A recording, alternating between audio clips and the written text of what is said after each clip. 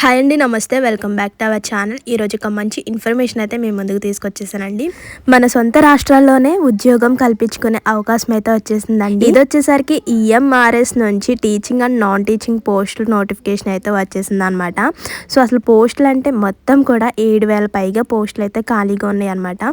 So అందులో principal, PGT, TGT, hostel wardens, accountant, clerk, lab attendant, ఇలా nurse పోస్టులు, ఇలా ఈఎంఆర్ఎస్ నుంచి మనకి మంచి నోటిఫికేషన్ అయితే విడుదలైందనమాట. సో అసలు ఎలా అప్లై చేసుకోవచ్చు, ఎవరెవరు అప్లై చేసుకోవచ్చు, ఏజ్ లిమిట్ ఏంటి, salary details, selection process, application process అన్నీ కూడా క్లియర్గా ఈ వీడియోలో అయితే ఎక్స్ప్లెయిన్ చేస్తాను. మీరు చేయాల్సింది ఒకటే, వీడియో స్కిప్ చేయకుండా ఫుల్గా చూడండి. చూస్తే నేను క్లియర్గా ఎక్స్ప్లెయిన్ చేస్తాను, ఎలా అప్లై చేసుకోవచ్చు, ఎవరెవరు అప్లై చేసుకోవచ్చు, అన్నీ కూడా డీటెయిల్స్ అన్నీ కూడా క్లారిటీగా అర్థమవుతాయి. అండ్ మర్చిపోవద్దు, వీడియో చూసే ముందు ఒక చిన్న లైక్ చేసి అయితే వీడియో చూడండి. ఏమైనా డౌట్స్ ఉన్నా కూడా కామెంట్ చేయండి. ఇంకా లేట్ చేయకుండా ఈఎంఆర్ఎస్ నుంచి వచ్చిన నోటిఫికేషన్ యొక్క డీటెయిల్స్ అయితే చూసేద్దాం. మనకి ప్రతి సంవత్సరం సెంట్రల్ గవర్నమెంట్ నుంచి వచ్చే నోటిఫికేషన్ ఇది వచ్చేసరికి మన స్టూడెంట్స్కి ఒక మంచి అవకాశం అని అనుకోవచ్చు. ముఖ్యంగా టీచింగ్ ఫీల్డ్లో పనిచేయాలనుకున్న వారికి, గవర్నమెంట్ జాబ్ కోసం ఎదురు చూసుకున్న వారికి ఇది ఒక మంచి అవకాశం అనమాట. ఈఎంఆర్ఎస్ ఇప్పుడు టీచింగ్ అండ్ నాన్ టీచింగ్ ఉద్యోగాల కోసం అయితే కొత్తగా భారీ నోటిఫికేషన్ అయితే రిలీజ్ చేసింది. వీటిలో మొత్తం కూడా 7,267 పోస్టులు అయితే ఖాళీగా ఉన్నాయి అనమాట. ఇందులో చాలా పోస్టులు అయితే ఖాళీగా ఉన్నాయి అనమాట. అంటే ఒక్కొక్కరికి ఒక్కో రకంగా ఈ రిక్వైర్మెంట్లో అవకాశం అయితే ఖచ్చితంగా ఉంటుంది. ఇంకా దీని యొక్క ఎలిజిబిలిటీ, పోస్ట్ డీటెయిల్స్, అలా qualification, age limit, salary, selection process ఎలా అప్లై చేసుకోవాలో చూసుకుంటే ముందుగా నోటిఫికేషన్ యొక్క పోస్ట్ డీటెయిల్స్ అనమాట. ఏ పోస్టులు ఉన్నాయి, అందులో ఎన్ని వేకెన్సీస్, ఎన్ని ఖాళీలు ఉన్నాయి చూసుకుంటే ముందుగా ప్రిన్సిపల్ పోస్ట్కి వచ్చేసరికి మొత్తం కూడా 225 వేకెన్సీస్ అయితే ఉన్నాయన్నమాట. నెక్స్ట్ పీజీటీ అంటే పోస్ట్ గ్రాడ్యుయేట్ టీచర్ వచ్చేసరికి 1,460 పోస్టులు అయితే ఖాళీగా ఉన్నాయి అనమాట.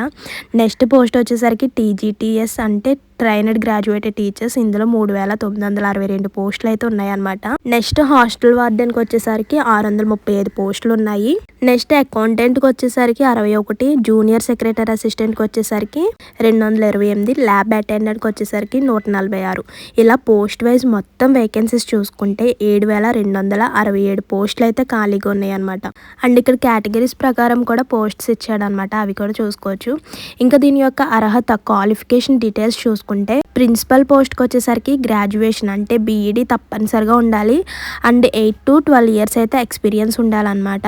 నెక్స్ట్ పోస్ట్ పీజీటీకి ఎలిజిబిలిటీ అర్హత డిగ్రీ ప్లస్ బీఈడీ చేసి ఉండాలన్నమాట. నెక్స్ట్ హాస్టల్ వార్డెన్కి వచ్చేసరికి ఎలాంటి స్ట్రీమ్స్లోనైనా డిగ్రీ ఉంటే సరిపోతుంది అనమాట. నెక్స్ట్ ఫీమేల్ స్టాఫ్ నర్స్కి వచ్చేసరికి సేమ్ బీఎస్సీ నర్సింగ్ పూర్తయి ఉండాలి.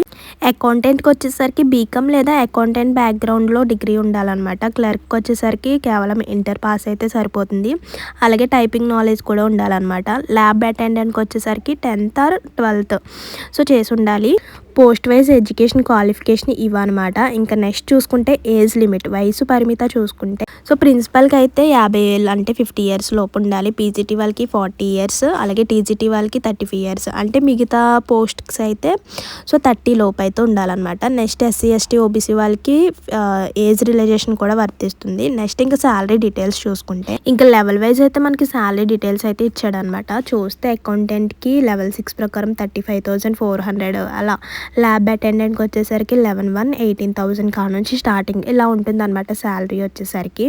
ఇంకా చూసుకుంటే శాలరీతో పాటు మనకి ఎక్స్ట్రాగా హెచ్ఆర్ఏ, డిఏ, ఇతర అలవెన్స్ కూడా వస్తాయన్నమాట.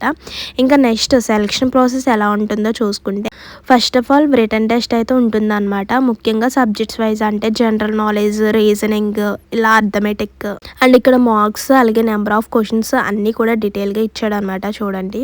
ఇంకా నెక్స్ట్ స్కిల్ టెస్ట్ అనమాట. సో పోస్ట్ ఆధారంగా అయితే ఉంటుంది. నెక్స్ట్ వచ్చేసరికి మనం రిటన్ టెస్ట్ పాస్ అయిన తర్వాత ఇంటర్వ్యూ కూడా ఉంటుంది అనమాట. ఇది వచ్చేసరికి ఓన్లీ కొంతమంది అంటే పోస్టల్ వైజ్ కొన్ని పోస్టులకు మాత్రమే ఇంటర్వ్యూ ఉంటుందన్నమాట. ఇంకా ఫైనల్గా మనకి document verification and medical test అంటే రాత పరీక్ష క్లియర్ చేయడం తప్పనిసరి. సో మనకి ఎగ్జామ్ ప్యాటర్న్ కూడా క్లియర్గా ఇచ్చాడు అనమాట. ప్రిన్సిపల్, పీజీటీ, టీజీటీ వాళ్ళకైతే సబ్జెక్ట్ రిలేటెడ్గా ఉంటుంది, అంటే రీజనింగ్, జీకే, ఇలా ఇంగ్లీషు ఆర్ హిందీ ఇలా ఉంటుంది. ఇంకా నాన్ టీచింగ్ క్లర్క్, అటెండెంట్కి, ల్యాబ్ ఇలాంటి వాళ్ళకైతే general awareness, reasoning, maths, languages, techniques ఇలా ఉంటుంది అనమాట. ఇంకా దీనికి అసలు ఎవరు అప్లై చేసుకోవచ్చు చూసుకుంటే బీఈ బీఈడీ, డిగ్రీ, పీజీ చేసిన వాళ్ళకి టీచింగ్ పోస్టులకి అయితే అప్లై చేసుకోవచ్చు అనమాట. నాన్ టీచింగ్ పోస్టులకి అయితే 10th, ఇంటర్ లేదా డిగ్రీ ఉన్న వాళ్ళు కూడా అప్లై చేసుకోవచ్చు. దీనికి వచ్చేసరికి ఫ్రెషర్స్ కూడా అప్లై చేసుకోవచ్చు అనమాట. కానీ కొన్ని పోస్టులకు మాత్రమే ఉంటుంది, మిగతా పోస్టులకు మాత్రం ఎక్స్పీరియన్స్ అయితే ఉండాలన్నమాట. కొన్ని పోస్టులకి ఫ్రెషర్స్ కూడా అప్లై చేసుకోవచ్చు. అండ్ 10th, ఇంటర్, డిగ్రీ చేసిన వాళ్ళు ప్రతి ఒక్కరు కూడా అప్లై చేసుకోవచ్చు. ఈ ఎంఆర్ఎస్ జాబ్స్కి ఎలా అప్లై చేసుకోవాలంటే చూస్తే ముందుగా అయితే ఈ ఎంఆర్ఎస్ అధికార వెబ్సైట్ లింక్లోకి అయితే వెళ్ళాలంట. వెబ్సైట్ లింక్ అయితే కామెంట్ చేయండి, వెంటనే మీకు సెండ్ చేస్తాను. సో అక్కడ teaching and non teaching requirement 2025 అనే సెక్షన్లోకి వెళ్ళాలి. అంటే మీ యొక్క ఫామ్ అయితే ఓపెన్ అవుతుంది. ఓపెన్ అయిన తర్వాత మీ యొక్క నేమ్ అండి, మీ పర్సనల్ డీటెయిల్స్ అన్నీ కూడా ఫిల్అప్ చేయాలి. అండ్ ఎడ్యుకేషన్ క్వాలిఫికేషన్ డీటెయిల్స్ కూడా ఫిల్అప్ చేయాలి. అక్కడ అడిగిన డాక్యుమెంట్స్ అన్నిటిని కూడా అప్లోడ్ చేయాలి. అంటే ఫోటో, సిగ్నేచర్, సర్టిఫికేట్స్ అలాంటివి అన్నీ కూడా అప్లోడ్ చేయాలన్నమాట. నెక్స్ట్ అప్లికేషన్ ఫీజు అంటే మనకి పోస్ట్ ప్రకారం అయితే పోస్ట్ వైజ్ ప్రకారం అయితే మనకి అప్లికేషన్ ఫీజు అయితే ఉంటుందన్నమాట. ఆ అప్లికేషన్ ఫీజు కూడా చెల్లించాలి. ఇంకా లాస్ట్లో ఒకసారి చెక్ చేసుకొని సబ్మిట్ మీద క్లిక్ చేసుకోవాలి. నెక్స్ట్ అయితే ప్రింట్అవుట్ తీసుకుని అయితే ఉంచుకోవాలి. ఇలాంటి ఆపర్చునిటీస్, ఇలాంటి ఛాన్స్ అన్నది మళ్ళీ రాదనమాట. సో మన సొంత రాష్ట్రంలోనే, మన ఊరి దగ్గరలోనే మనకి జాబ్ వచ్చే అవకాశం అయితే ఉంటుంది. సో వెంటనే లాస్ట్ డేట్ వరకు వెయిట్ చేయకుండా ప్రతి ఒక్కరు కూడా అప్లై చేసుకోండి. ఎలిజిబిలిటీ అర్హత ఉన్నవారు ప్రతి ఒక్కరు కూడా అప్లై చేసుకోండి. ఇది ఇంకా మనకి సెంట్రల్ గవర్నమెంట్ జాబ్స్ కావడం వల్ల జాబ్ సెక్యూరిటీ కూడా చాలా బాగుంటుంది. టీచింగ్ ఫీల్డ్లో పనిచేయాలనుకున్న వాళ్ళకి ఇది ఒక మంచి అవకాశం అని అనుకోవచ్చు. అండ్ శాలరీ కూడా చాలా బాగుంటుంది అనమాట. ప్రమోషన్స్ ఛాన్స్ రెగ్యులర్గా ఉంటాయి. ఇంకా చివరిగా ఒక మాట అండి, ఈ MRS teaching and non teaching requirement 2025 అంటే ఒక భారీ అవకాశం అనే చెప్పుకోవచ్చు. సో మొత్తం కూడా 7,000 పైగా పోస్టులు ఉన్నాయి కాబట్టి కాంపిటీషన్స్ కూడా చాలా బాగా ఉంటుంది. టీచింగ్ అండ్ నాన్ టీచింగ్ రెండింటికి కూడా ఒక మంచి ఛాన్స్ అయితే ఉందన్నమాట. కాబట్టి ఎలిజిబిలిటీ అయిన ప్రతి ఒక్కరు కూడా తప్పకుండా అప్లై చేసుకోండి. అస్సలు లేట్ చేయొద్దు. ఇప్పటి నుంచి ఎగ్జామ్కి కూడా ప్రిపేర్ అయ్యి అయితే ఉండండి. ఇలాంటి ఒక మంచి ప్రభుత్వం ఉద్యోగం రేర్గా వస్తాయన్నమాట. వెంటనే కూడా అప్లై చేసుకోండి అండ్ ఎగ్జామ్కి కూడా ప్రిపేర్ అయ్యి ఉండండి.